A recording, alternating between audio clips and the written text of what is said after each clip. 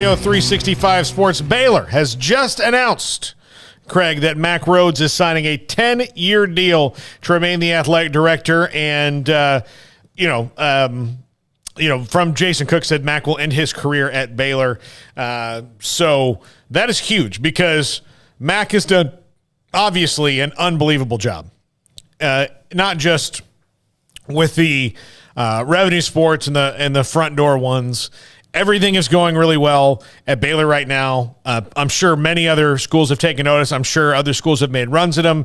There was rumors about USC when they had an athletic director opening. Not sure, how far they kicked that down the road, but I'm sure it pops up when an athletic director job opens, or the potential of, you have maybe a big school with a guy who's going to retire in 6 months, and you maybe call Mack and go, hey, if you would want to come to this school, those kind of how those things work. But this is huge for Baylor. Mack Rhoades agrees to a 10-year deal and will be at Baylor for the next 10 years and gets that massive contract extension. Well, as you said, Jason Cook saying that he'll end his career in Waco. And, yeah, I mean, this was something that I think is needed and something that's deserved and something that's absolutely massive news for Baylor. I mean, I can name probably, if I actually sat down and just sat and thought for a few minutes, I could probably name pretty much all the athletic directors in the Big 12 off the top of my head.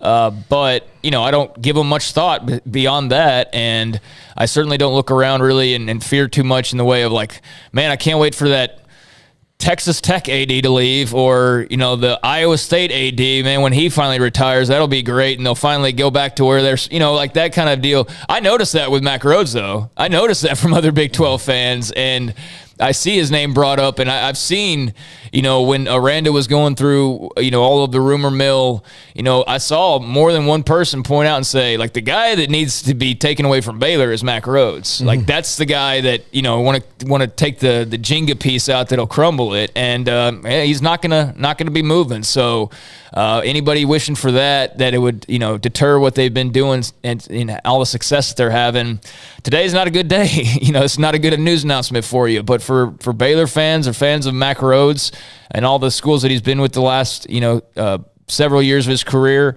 prior to arriving in Waco, I mean, it's a massive announcement. It really is. I mean, he's really done some incredible things in a short amount of time, although it's not short at this point. I mean, he got here in 2016, and here we are in 2022. It sure as hell, though, if you were around here like we were back then, it does feel like it was yesterday. It really does, because that was a hard time, man. That was a hard time, and he came in the midst of that hard time and had a rough few months, I mean, to say the least, with dealing with everything that was going on, and has had more things pop up along the way. But, in the last year alone, you got the NCAA investigation finally ended, and you got that out of the way. That was being used to negatively recruit against them for 4 or 5 years, and they just had to sit and wait, and finally got that news, and you got the Welcome Center being built, stone's throw away from us. You got all these projects in the work with basketball, the football ops center and the basketball field house, and you got a basketball national title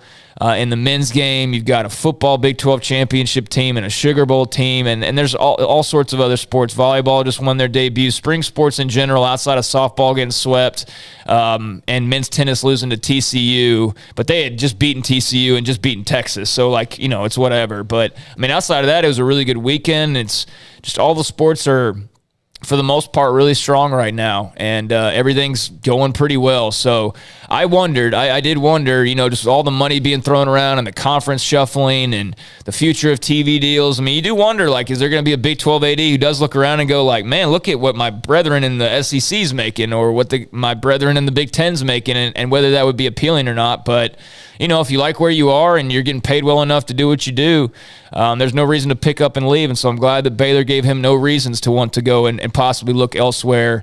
And I'm sure we'll still hear his name pop up when AD jobs at big schools come up, and rightfully so. But no, this is huge news for Baylor. I mean, it starts top on down, and Linda Livingstone is where it starts. But Mack Rhoades, it's right after that, and he's been a huge, valuable asset for Baylor and for Waco, and so good to know that he's going to be around for quite a long while. That's a big question that wasn't really a question, but one that if you start to kind of look down the railroad tracks, and okay, what could disrupt this? What could what could kind of throw a rock in the way.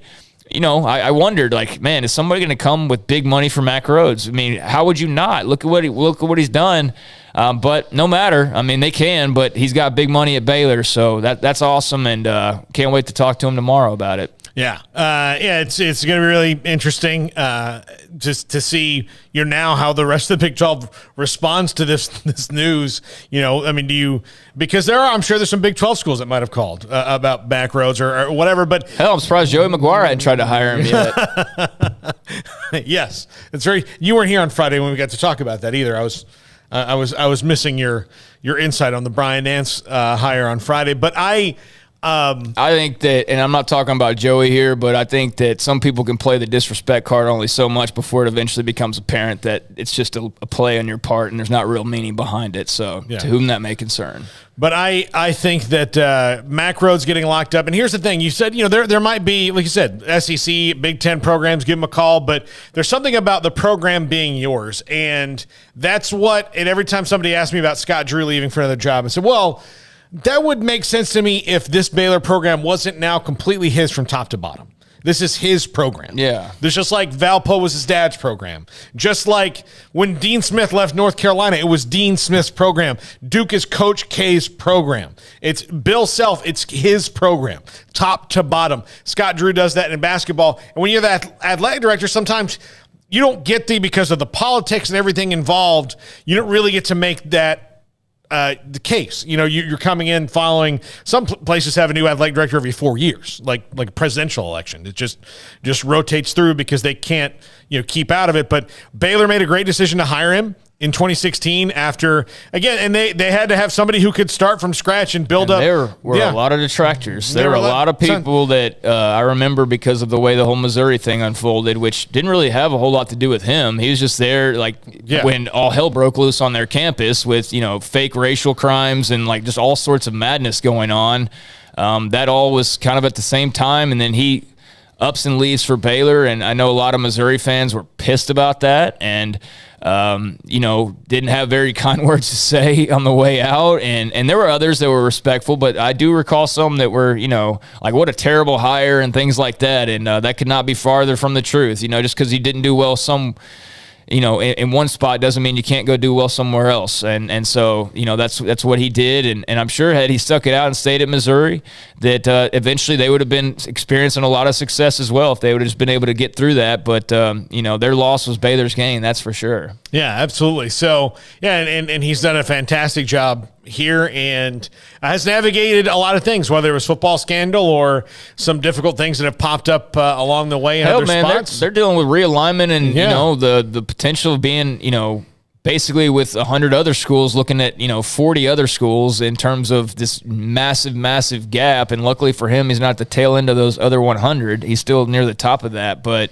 it's a very interesting changing landscape. And the last thing you want to do if you're Baylor in the midst of NIL and transfer portal and conference realignment and new TV deals and all of the different things that are on the table right now, the last thing you would want to do is have to lose an athletic director of his caliber and then go out on the search for one. And I'm sure they would find somebody great, but I'm just glad they don't have to, because I think they've got the perfect guy right now, and I think that's been showing in the results now, especially the last couple of years. Yeah. So it's everything's going well for Baylor, and they control what they can control. And Mack has run a great program. We'll talk to him tomorrow here on the show on Sic'Em 365 Radio. Wednesday, by the way, is the 2-year anniversary show